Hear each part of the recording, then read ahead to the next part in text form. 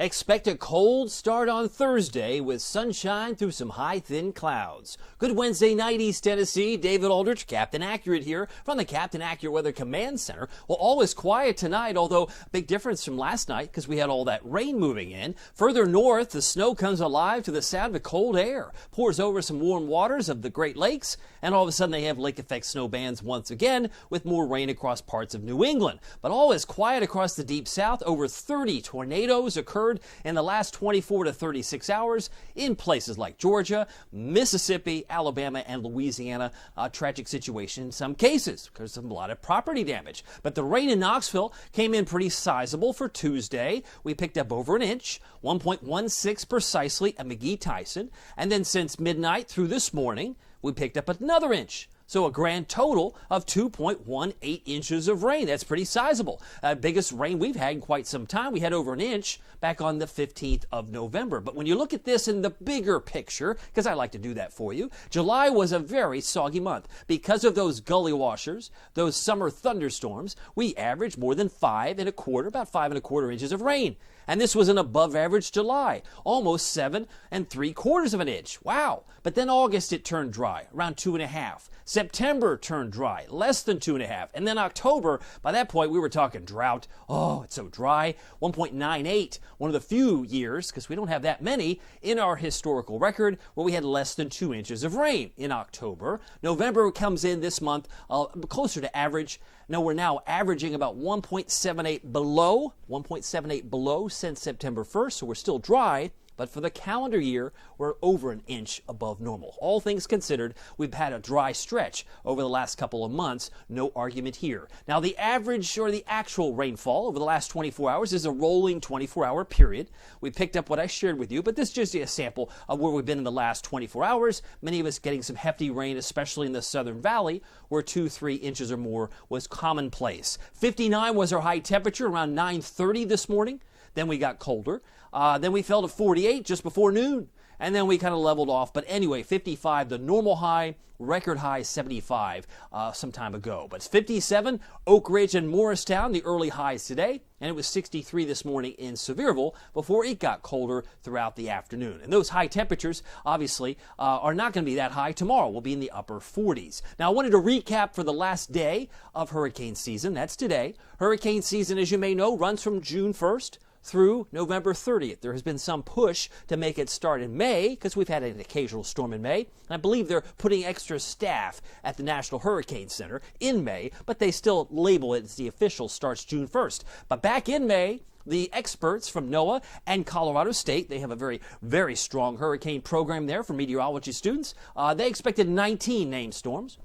NOAA was expecting 14 to 21. That's a big range. And we ended up with 14 with Nicole. Nicole was the 14th named storm. So the average is 14.4. So if you want to get really technical, it was slightly below average by 0.4. Yeah, that's kind of silly. But look at the named storms. They started with Alex, then Bonnie, then Colin. Colin was hardly a storm at all over the Carolinas. But Nicole was the last one we had. And if we had 19, that would have taken us to Tobias. Every one of these names are recycled every 6 years. I suspect they're going to retire both Ian, for obvious reasons, in Florida, but also I would suspect Fiona would probably be another one because it hit Puerto Rico pretty hard and then rolled up toward Newfoundland and parts of Canada. So you got Fiona and Ian probably on the table to be retired. This is just a practice that those at the World Meteorological Organization, they do. They vote on which storms should be retired if they caused a lot of damage, if there were fatalities. They don't want to use a name again that conjures up that type of imagery. So obviously,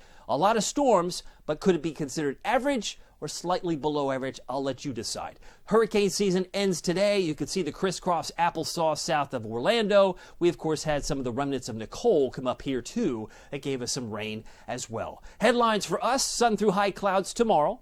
More clouds than sun on Friday. And dare he says, spotty rain, maybe a flake on Friday. It's going to depend on when that moisture comes to town.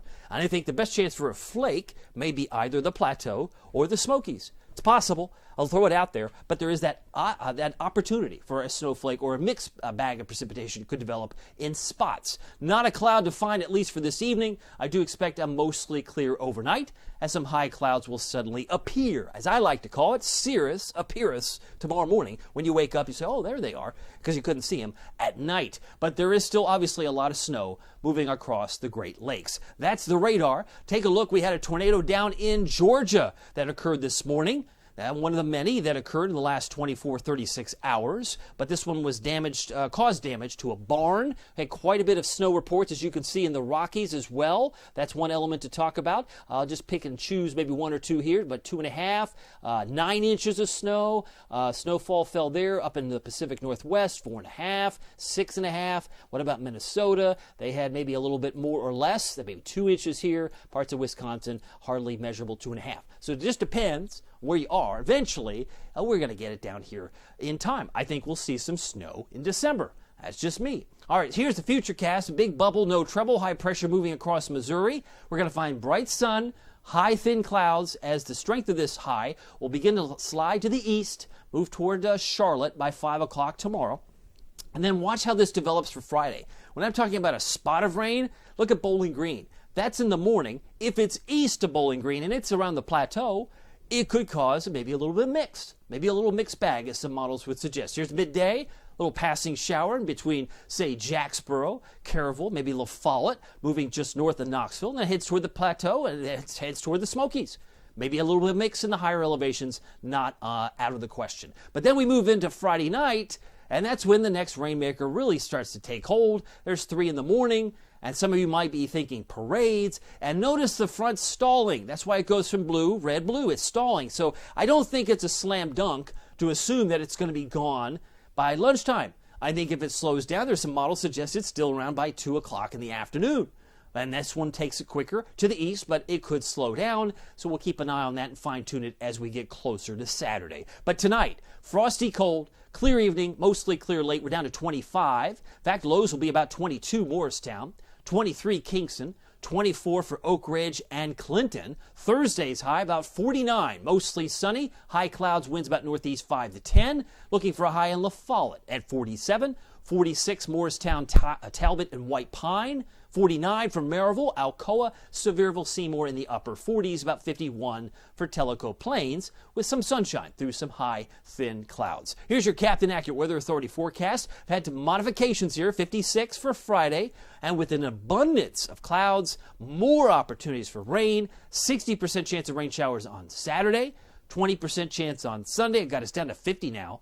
And then Monday and Tuesday could drop another inch and a half. I've got us down for an 80% chance of rain, but the trend for Tuesday is to bring in some super soggy weather, and it just lingers with the clouds. So eventually, when this turns, and you know it will eventually, we could be talking about a wintry precipitation more commonly than just a spot here and a spot there. But that's just me throwing that out there because I want you to be prepared of what's coming, and make sure you consider the premium service I have on Facebook. It's only $4.99 a month. What a bargain! You get 16 cents a day, more posts than you can imagine, dozens and dozens of exclusive posts on the Facebook page that is the premium site. But again, you got to sign up for it, and that information is on my website, CaptainAccurate.com. But in the meantime, make sure you download the Captain Accurate Weather app now with Pete Michaels Traffic. It's free. You get 24-hour updates with Pete. In fact, you don't even have to wait for the radio. Just tap his button on the app, and he'll give you the most updated traffic report available. Keep you and your family safe. Just search Captain Accurate at the App Store and Google Play. Well, my name is David Aldrich. Some people call me Captain Accurate. It's not easy being accurate, so weather doesn't surprise you. We'll see you here next time. Take care.